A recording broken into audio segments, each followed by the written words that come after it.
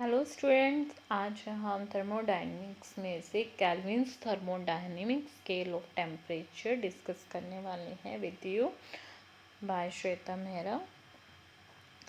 Kelvin ने introduce किया एक न्यू स्केल ऑफ टेम्परेचर जो कि बेस्ड था वर्किंग ऑन कार्नोट इंजन पे। कार्नोट इंजन पे उसने एक न्यू स्केल हमने क्या किया, इंट्रोड्यूस किया, ठीक है, जिसके अंदर टेम्परेचर क्या किया था, मेज़र किया था in terms of mechanical energy. अब इसमें कैसा एनर्जी आई है, मैकेनिकल एनर्जी आई है या फिर वर्क, ठीक है, जो कि इंडिपेंडेंट है प्रॉपर्टीज़ ऑफ द सब्सटेंस। हम इंजन के अंदर कौन सी प्रॉपर्टी ले रहे हैं उसके ऊपर ये डिपेंड नहीं करेगी, इसलिए इसको वर्क स्केल भी बोलते हैं और इसको क्या बोलते हैं, हम स्केल ऑफ टेम्परेचर भी बोलते हैं, ठीक है। अब मान लो हमने अभी डिस्कस किया था पिछले वीडियो में जिसमें हमने कार्नोट थ्योरम यूज़ करी थी, हम उसी में ही से ही कार्नोट इंजन वर्क इंट्रोड्यूस करते हैं कि हमारे पास टेम्परेचर है, मान लो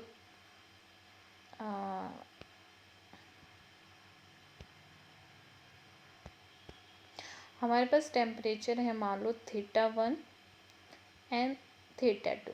ये पहले हमने T1 2 टेम्परेचर लिए थे कार्नोट थ्योरम में, अब हम सिंपल θ1 θ2 यूज़ करने वाले एज ए टेम्परेचर। उसमें क्या हुआ था, जब हमने वीडियो में डिस्कस किया था कि जब सोर्स ने, अब हमने एफिशिएंसी, जो हमारी एफिशिएंसी है, ठीक है, उसको हम किससे डिनोट करते हैं, एन से, ठीक है, या ईटा बोल देते हैं हम इसको, और वो इक्वल है हमारे the functions of between the source and sink और उनके टेम्परेचर के, यानी θ1 एंड सॉरी जो हमारी एफिशिएंसी है, ठीक है, यानी दिस किस पे डिपेंड कर रही है, the temperature of the source and the sink, ठीक है। अब हमारी एफिशिएंसी निकालनी है हमें, तो यानी हमें सोर्स में से यानी थोड़ा सा हमें एनर्जी लॉस निकालना पड़ेगा with respect to the source, जो उसने हीट ऑब्जॉर्व करी फिर उसने वही हीट सिंक को दी थी, ठीक है। अब दोनों में क्या निकालना पड़ेगा, दोनों की हीट में से हमें डिफरेंस निकालना पड़ेगा, तो हमें लॉस ऑफ हीट भी पता चल जाए, उसी से हमें पता चल जाए कि उसकी इतनी कितनी एफिशिएंसी है, वो कितनी रिजेक्ट कर रहा है हीट को, कितनी ऑब्जॉर्व कर रहा है, कितनी लॉस कर रहा है, ठीक है। तो हमारी ये एन एफिशिएंसी किसके इक्वल आएगी, the difference between the heat with respect to जो सोर्स ने सिंक को दी थी, यानी हमने सोर्स के पास पहले एनर्जी आई, ठीक है, इस वजह से, ठीक है। अब ये किसके इक्वल होगा, ईटा किसके इक्वल है, the function of the temperature, ठीक है। सोल्व करेंगे तो 1 Q2 बाय में Q1, ठीक है, इक्वल टू F θ1 एंड θ2, ये कॉमा है, ठीक है। अब ये 1 इधर आ सकता है, ऑफ कोर्स आ सकता है, या फिर Q2 इधर आ जाएगा और F इधर आ जाएगा, तो हम इसको कैसे लिख सकते हैं, Q2 बाय में Q1, 1 माइनस में F θ1 एंड θ2, ठीक है। इसको हम ऐसे लिख सकते हैं।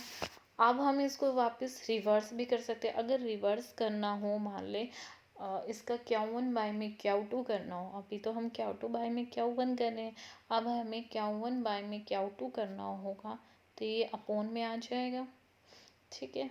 आप साथ के साथ नोट करते रहना, ठीक है। अगर हमें Q1 बाय में Q2 चाहिए तो वो किसका रिवर्स हो जाएगा, 1 minus F θ1 and theta two के। ठीक है, ये किसके फंक्शन है हमारे पास, कैपिटल एफ, ये स्मॉल एफ लेके चल रहे थे, थीटा वन इंटू में थीटा टू।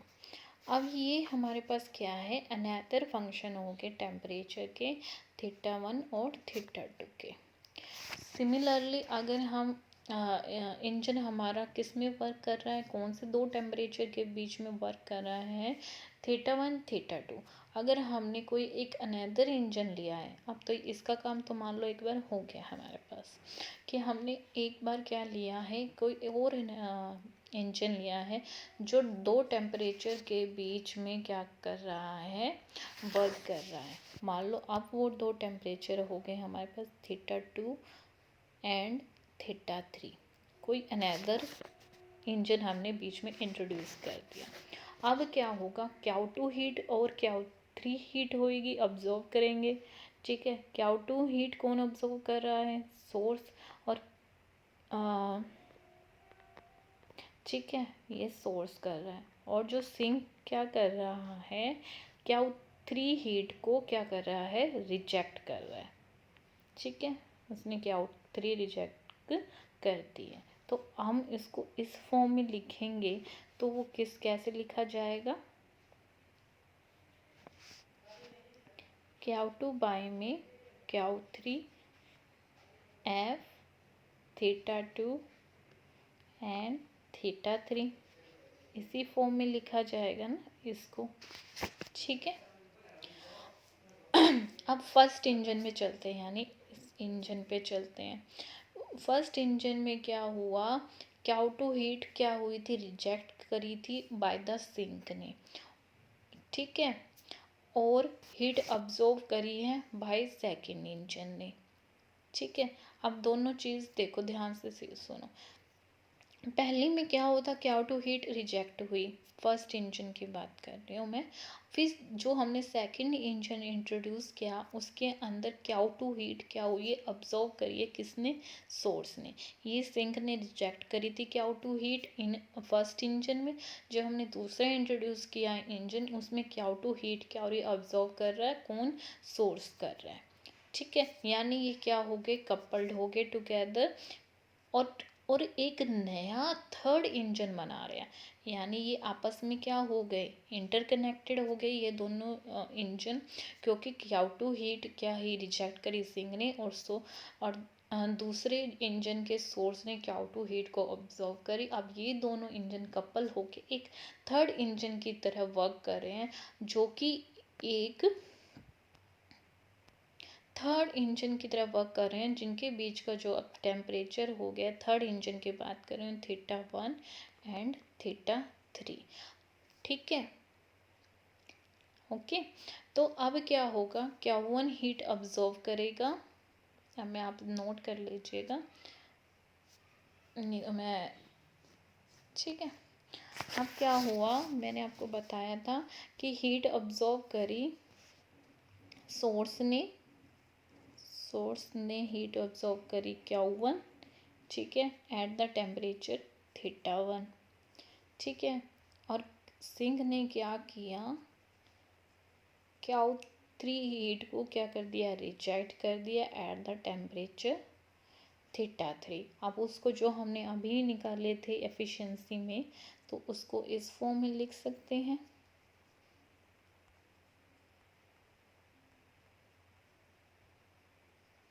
ठीक है, अब जो हमारी ये इक्वेशन आई थी, एक ये इक्वेशन और दूसरी इक्वेशन हमारे पास आई थी, क्याउ टू बाय में Q three F theta two into में F theta three, sorry comma theta three. अब इन दोनों इक्वेशन को हम क्या कर देंगे, मल्टीप्लाई करेंगे। ठीक है, क्याउ वन बाय में क्याउ थ्री इंटू में Q two Q three F theta one into में theta three multiply F theta two theta 3 इस फॉर्म में लिख सकते हैं। ठीक है, अब हमारे पास क्या आया था, इन दोनों को मिला के हमारा कैसा इंजन आया था, हमने अभी इन दोनों की बात करी, हमारे पास कैसा इंजन आया था, थर्ड इंजन आया था। सॉरी, इसमें आएगा ना क्या, टू भी आएगा। ओके, हमने क्या किया था कि दोनों कपल हो गए, कैसा कर रहे हैं, एक थर्ड इंजन इंट्रोड्यूस करवा रहे हैं, राइट। तो हमने क्या किया, मैंने थोड़ा सा गलत कर दिया इस रेड में, हमने दोनों को मल्टीप्लाई करवाना था, Q1 बाय में Q2 को, राइट, एंड इनटू में Q2 बाय में Q3 इसको, तो यहाँ 2 आएगा, बाकी हाँ ठीक है। ठीक है, हमने इस इक्वेशन की जो हमने फर्स्ट निकाली थी Q1 बाय में Q2, जो कैसी थी, F(θ1) इंटू में θ2, Q2 इंटू में Q3, ये जो हमने थर्ड इंजन किया था, जो सेकंड इक्वेशन आई थी, ये सेकंड है, ये थर्ड है, सॉरी हमारे पास ये सेकंड है, जो हमने फर्स्ट, और क्या करना है, इस सेकंड को मल्टीप्लाई, इस थर्ड वाली इक्वेशन को मल्टीप्लाई करना है। ठीक है, Q2 से क्या हुआ, Q2 कैंसिल हो गया हमारे पास, जो हमारे पास इक्वेशन अब निकल के आई है, वो निकल के आई है Q1 बाय में Q3 which are equal to F(θ1) into में θ2 इंटू में F(θ2) θ3। ठीक है, अब हम दोनों के क्या निकाल सकते हैं, इसका फंक्शन निकाल सकते हैं, हमने क्या लिखा था इसका, θ1 θ3, अब वो किसके इक्वल है, F इन सब के,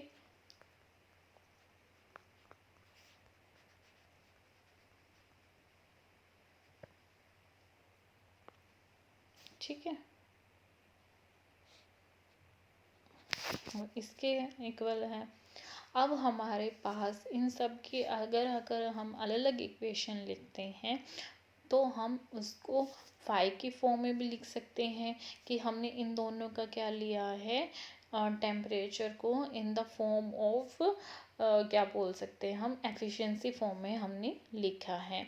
ठीक है, हम इस इक्वेशन को इस फॉर्म में भी लिख सकते हैं, जैसे θ1 इंटू में θ2 किसके इक्वल है, फाई θ1 इंटू में θ2।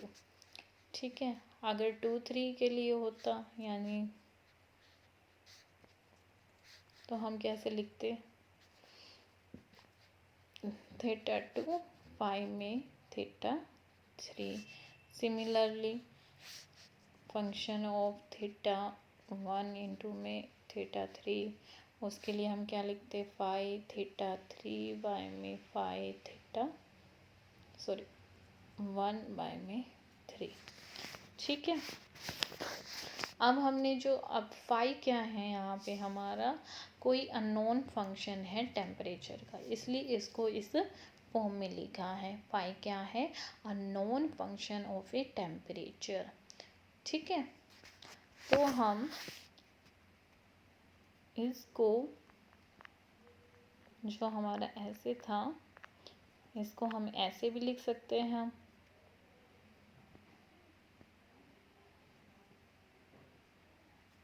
ठीक है, जो हमने वैल्यू अभी निकाली वो इसकी इक्वल है। ठीक है, अब हमने इसको राइट हैंड जो हमारी क्या है इक्वेशन है हमारी, उसको 2 केल्विन टेम्परेचर में हमने डिनोट कर दी, यानी एक इसमें एक इसमें। ठीक है, अब हमने फाई θ1 को हम मान लेते हैं τ1 है। ठीक है, और फाई θ2 को हम क्या लिख सकते हैं, τt2 लिख सकते हैं। तो इस इक्वेशन को हम कैसे लिखेंगे, τt1 बाय में t2। तो हमारी एफिशिएंसी क्या आ गई, Q1 माइनस में Q2, जो कि हमारी स्टार्टिंग में थी efficiency, which are equal to t2 by में t1। अब ये कहाँ से आया, इन दोनों की एफिशिएंसी से। ठीक है। Now absolute zero on work scale. हमने क्या किया, हीट वर्किंग लिया जो कि दो टेम्परेचर के बीच में वर्क कर रही है, टो 1 एंड टो 2। ठीक है। मान लेते हैं कि हमारा कोई भी हीट ट्रांसफ़र नहीं हो रही सिंक पे, तो हमारा Q2 क्या है, 0 हो गया, जो कि क्या Q2 0 हो गया तो हमारा T2 भी क्या हो जाएगा, 0 हो जाएगा, जो कि पॉसिबल नहीं है। और इट मीन्स क्या हो गया, एफिशिएंसी क्या होगी, ग्रेटर देन 1 हो गई। हमारा absolute zero on kelvin scale define करता है कि जो हमारा टेम्परेचर है जिसके अंदर सिस्टम किस में जा रहा है, आइसोथर्मल रिवर्सिबल प्रोसेस में, जहाँ पे टेम्परेचर क्या होता है, सेम होता है, without rejecting any heat to the sink. ये था हमारा absolute zero on work scale. So that's all about today. Thank you so much.